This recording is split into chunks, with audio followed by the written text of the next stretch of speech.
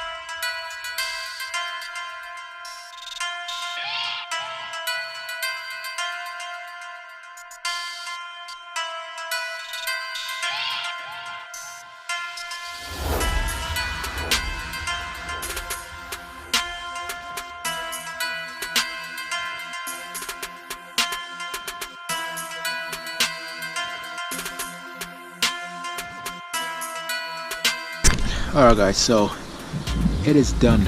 It is installed. That was easy enough to do. And it's huge. It is huge. It almost looks like this wing was designed for this car. I mean, look at this. Look at this curve that comes down here.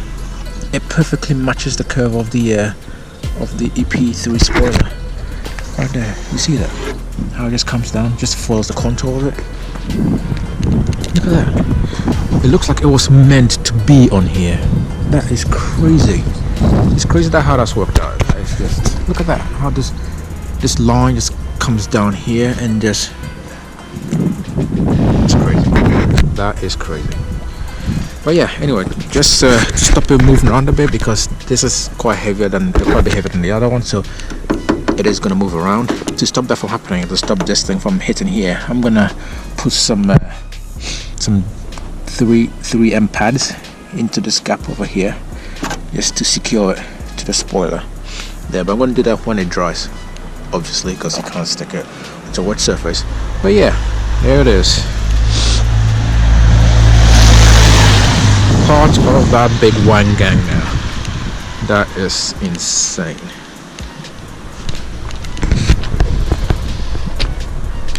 Damn, son.